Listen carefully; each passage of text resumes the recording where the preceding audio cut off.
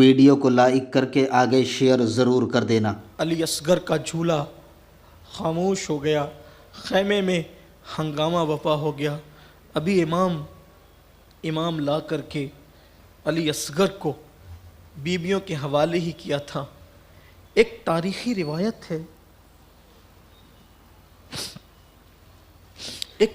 روایت ہے جو بڑی مشہور ہے۔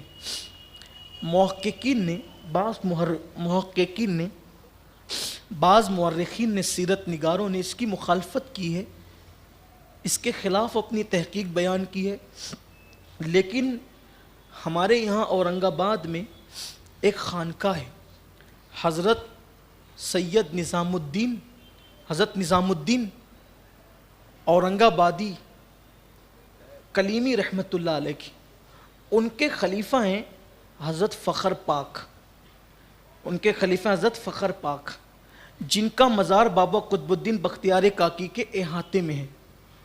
ان کی نسل میں جو مشائخ ہیں انہوں نے کثرت سے اپنے خطبات میں اس کو بیان کیا جو میں بیان کرنے والا ہوں۔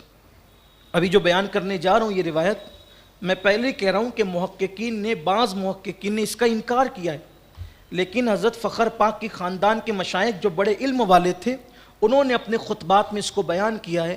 تو میں صرف ناقل کی حیثیت سے، پتہ نہیں کس کی تحقیق صحیح ہے، میں تحقیق میں نہ الجھنا چاہتا ہوں نہ الجھانا چاہتا ہوں، لیکن صرف ناقل کی حیثیت سے حضرت فخر پاک کے ان نبیرہ اور شہزادوں کے حوالے سے یہ بات بیان کرنا چاہتا ہوں کہ ناقل کی حیثیت سے آپ خود ہی فیصلہ کریں، اگر آپ کو صحیح لگے تو قبول کر لیں، نہیں صحیح لگے تو چھوڑ دیں۔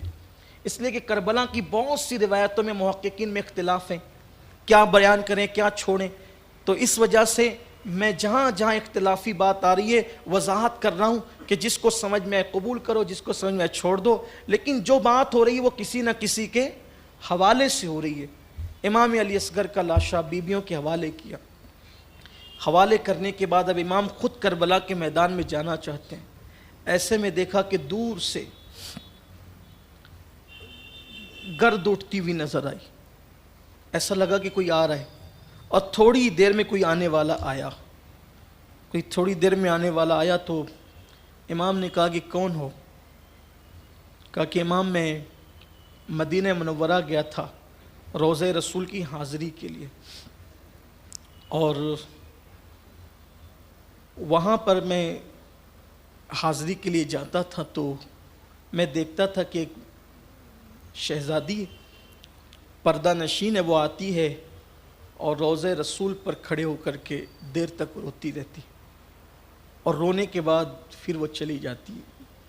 کئی دن ایسے ہوا، ایک دن میں نے اس شہزادی کو روتے ہوئے دیکھا تو پوچھا کہ بی بی کون ہے آپ، کیوں روتی ہیں آپ؟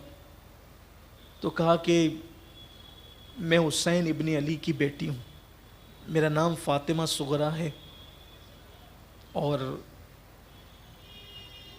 میرے بابا کوفہ گئے ہوئے ہیں، جب وہ کوفہ جا رہے تھے تو میں بیمار تھی اور مجھے بیماری کی وجہ سے ساتھ نہیں لے جا سکے۔ میں وضاحت کر چکا ہوں کہ اس پر گفتگو ہے، لیکن حضرت فخر پاک کے خاندان کے مشائخ کے حوالے سے بیان کر رہا ہوں۔ مجھے نہیں لے جا سکی اور اب بڑی یاد آتی ہے، وہ کوفہ گئے ہوئے۔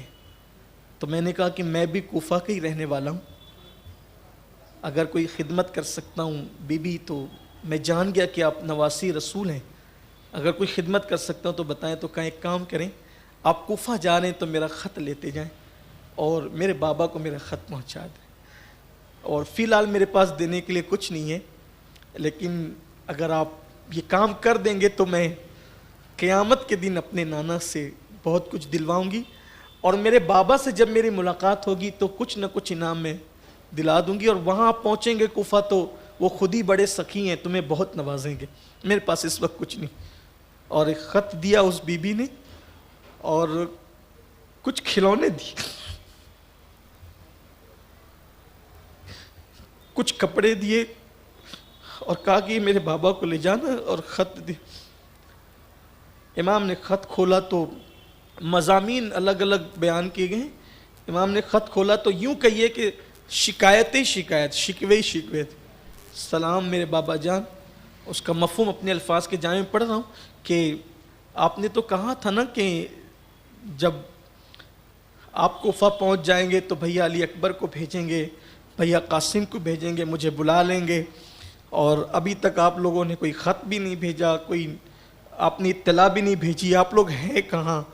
آپ لوگ کوئی اطلاع ہی نہیں کرتے، ناراض ہو گئے ہیں، اور اکبر تو آئے گا تو میں اس سے بہت ناراض ہو جاؤں گی، اور اس نے وعدہ وفا نہ کیا۔